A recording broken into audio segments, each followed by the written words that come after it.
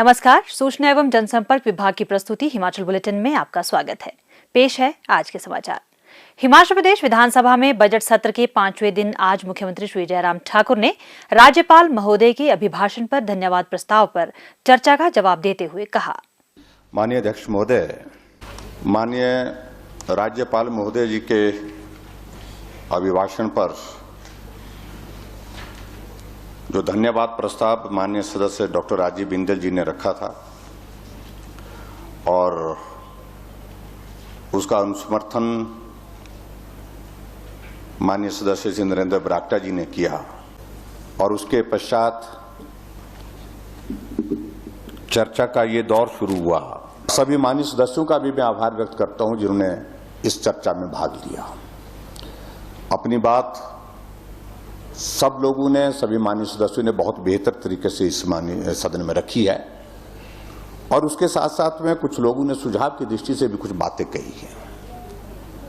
मैं उन सबका भी अभिनंदन करता हूं, स्वागत करता हूं। अध्यक्ष महोदय, महामहिम राज्यपाल का अभिभाषण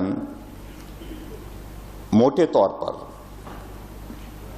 सरकार का एक साल का कार्यकाल का लेखा जोखा होता है। सरकार ने किस विभाग के माध्यम से क्या काम किए, किन किन योजनाओं के माध्यम से किए, कौन लोग उसमें जो है उसमें लाभान्वित हुए, उस पर कितना हमने खर्च किया, इन सारी बातों को लेकर के सरकार की योजनाओं के माध्यम से जो जनहित में जो कार्य हुए होते हैं उनका जिक्र महामहिम राज्यपाल के अभिभाषण में होता है और इसलिए ये बहुत महत्वपूर्ण दस्तावेज होता है। मुझे अब की बार इस बात को लेकर के खेद है कि जहां विपक्ष को एक अवसर होता था, महामहिम राज्यपाल के अभिभाषण के बाद जब चर्चा होती थी, उस चर्चा पर जो है वो अगर सरकार में कुछ काम करते करते त्रुटियां रह गई हैं, कमियां रह गई हैं, उसकी तरफ ध्यान दिलाने का और उसके साथ साथ में हम बेहतर ढंग से किस प्रकार से काम कर सकते हैं मिल करके इस लोकतांत्रिक व्यवस्था में अपने सुझाव यहां पर वो दे सकते थे। वो दौर अब की बार विपक्ष ने अपने हाथों से खोया है, जिसका मुझे खेद है। मुझे मालूम नहीं उनको खेद है कि नहीं है, लेकिन मुझे इस बात का खेद है। अध्यक्ष महोदय, मैं ये भी कहना चाहता हूं कि पिछला साल जो बीता है ये बहुत बड़े विश्व के सबसे बड़े संकट का एक दौर था और स्वाभाविक रूप से हम भी उस दौर में से गुजरे। किसी को कल्पना नहीं थी। मैं आदरणीय प्रधानमंत्री नरेंद्र भाई मोदी जी को बधाई देता हूं जिस प्रकार से उन्होंने साइंटिस्ट का मॉरल जो है बूस्ट किया, प्रेरित किया, प्रोत्साहित किया, आगे बढ़ करके भारत 135 करोड़ का देश और यहां क्या नहीं किया जा सकता है। पीपी किट यहीं पर बनाई, वेंटिलेटर्स यहीं बना करके तैयार किए, मास्क यहीं बना करके तैयार किए, सैनिटाइजर यहीं उपलब्ध कराया। जब ये सब हम कर सकते हैं तो क्या ये संभव नहीं है कि हम वैक्सीन नहीं बना सकते हैं? साइंटिस्ट को प्रोत्साहित किया और मुझे इस बात की प्रसन्नता है भारत की 2 कंपनीज ने जो है आगे बढ़ करके इस वैक्सीन को बनाने में सफलता हासिल की और आज दुनिया का सबसे बड़ा अभियान, वैक्सीन का अभियान पूरे देश भर में चल रहा है और हिमाचल प्रदेश में भी इसका सेकंड फेज जो है शुरू हुआ है। केंद्र सरकार के माध्यम से हमको हिमाचल प्रदेश को हर तरह से सहयोग मिल रहा है और जैसे कोविड का ये दौर अभी तक समाप्त नहीं हुआ था, हमने आदरणीय प्रधानमंत्री जी से इस बात के लिए निवेदन किया कि हमारी अटल टनल रोहतांग जो है बन करके तैयार है। हमने कहा कि आप यहां आकर के इसका उद्घाटन करने के लिए अगर पहुंचे तो हमें बहुत अच्छा लगेगा और मैं इस सदन के माध्यम से आदरणीय प्रधानमंत्री जी का हृदय से आभार व्यक्त करता हूं। आदरणीय प्रधानमंत्री जी 3 अक्टूबर को कोविड पूरे देश भर में चल रहा था, समाप्त नहीं हुआ था। कहीं भी देश में किसी डेवलपमेंट प्रोजेक्ट के लिए जो है पिछले उस वक्त 8-9 महीने का वक्त हो गया था, कहीं नहीं प्रधानमंत्री गए थे। पहला कार्यक्रम प्रधानमंत्री जी ने हिमाचल प्रदेश का बनाया और अटल टनल का उद्घाटन किया। 3,300 करोड़ की लागत से बनी टनल जो लगभग 9 किलोमीटर और 10,000 फीट की हाइट पर जो हमारे आज जो है वो पूरी लाहौल घाटी के लिए जो है वो एक जीवन रेखा और उसके साथ पर्यटन की दृष्टि से एक बहुत बड़ा एक अट्रैक्शन का एक कारण बना है, तो वो समर्पित किया। उसके लिए आदरणीय प्रधानमंत्री जी का मैं हृदय से आभार व्यक्त करता हूँ। फरवरी के महीने से हमने हिमाचल प्रदेश में फिर से जनमंच की शुरुआत की है। अब आने वाले समय में बिना रुके हमारा जनमंच चलता रहेगा और लोगों की समस्याओं का समाधान करने के लिए जो हमारी सरकार की एक जो है एक कमिटमेंट है, हमारी सरकार जिसके लिए कृत संकल्प है कि गांव में जाकर के लोगों की समस्याओं का समाधान करने के लिए हम जनमंच का आयोजन करेंगे, उस कार्यक्रम को हम आगे बढ़ाएंगे। मैंने 42 विधानसभा क्षेत्रों में वर्चुअली कनेक्ट होकर के इस संकट के क्षण में भी विकास प्रभावित ना हो, जो योजनाएं हमारी बन करके तैयार हुई हैं वो लोगों को समर्पित करने के लिए हम काम कर सकें।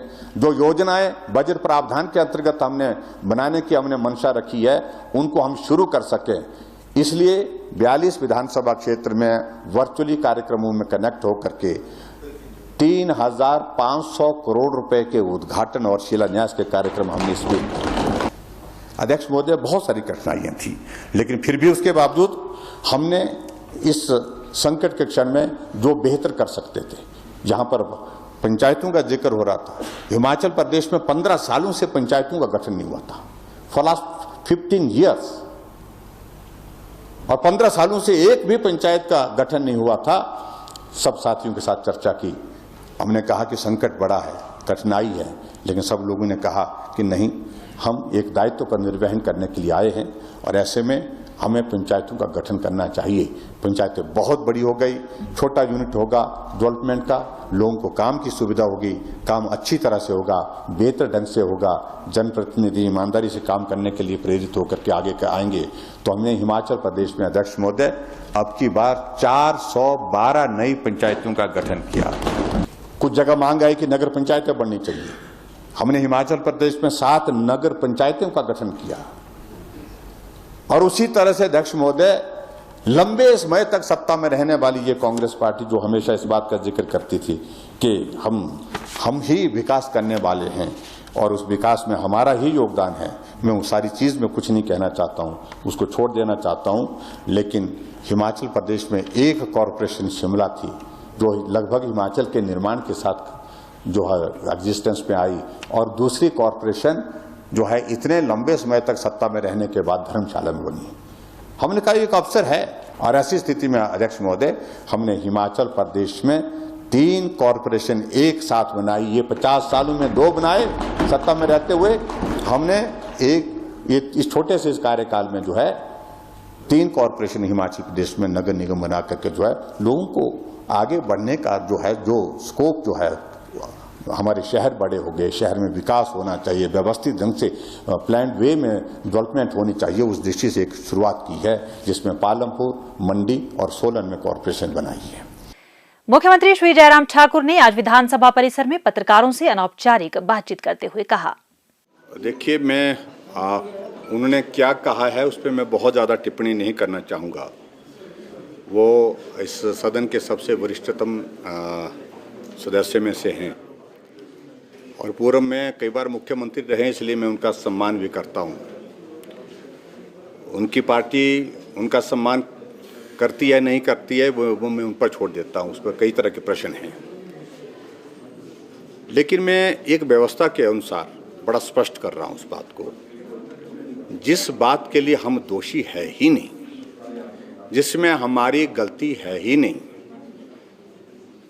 उनको ज़बरदस्ती इस विषय को इस तरह से आगे बढ़ाने की कोशिश नहीं करनी चाहिए। स्वीकार करना चाहिए उनकी गलती है, बहुत बड़ी चूक हुई है, बहुत बड़ी भूल हुई है, और गलती आदमी से होती है, सुधार की गुंजाइश हमेशा मौजूद होती है और उनको सुधार करना चाहिए। मैं बार बार इस बात को कह रहा हूँ और ऐसे में मैं उम्मीद करता हूँ कि गलती हुई है उसको स्वीकार करो, और स्वीकार करने के साथ में जो है महामहिम राज्यपाल महोदय जी के पास जाकर के उनको इस बात के लिए माफ़ी मांगनी चाहिए कि हमसे गलती हुई है। कोरोना के टीके के प्रति भ्रम को खत्म करने और प्रदेशवासियों में वैक्सीन के प्रति भरोसा जगाने के लिए मुख्यमंत्री श्री जयराम ठाकुर ने आज शिमला स्थित हिमाचल प्रदेश विधानसभा परिसर में टीकाकरण के दूसरे चरण के तहत कोविड-19 वैक्सीन का पहला टीका लगवाया। मुख्यमंत्री ने कोविड-19 मुक्त समाज के लिए लोगों से उनकी बारी आने पर टीका लगवाने का आग्रह किया। पेश है एक रिपोर्ट। महामारी पर वार, हिमाचल तैयार।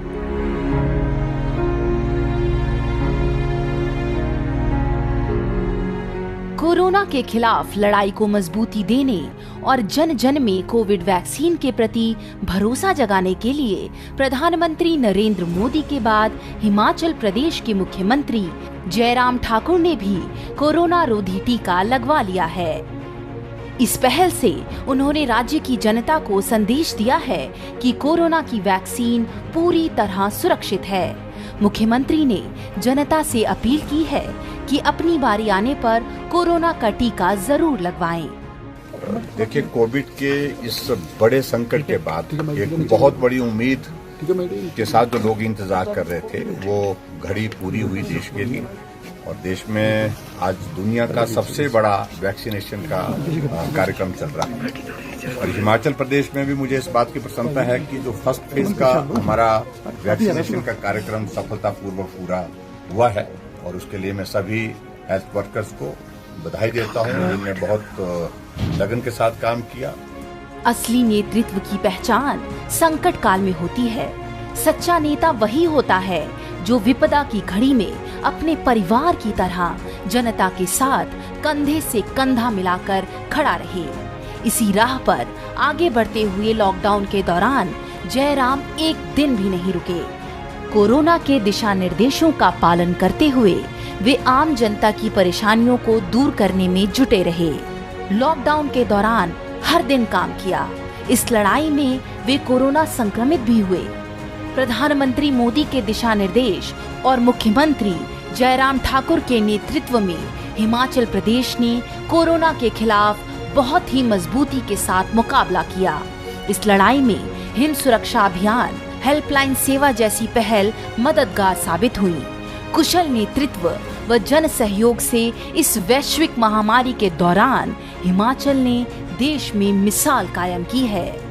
राज्य सरकार टीकाकरण के व्यापक इंतजाम कर रही है।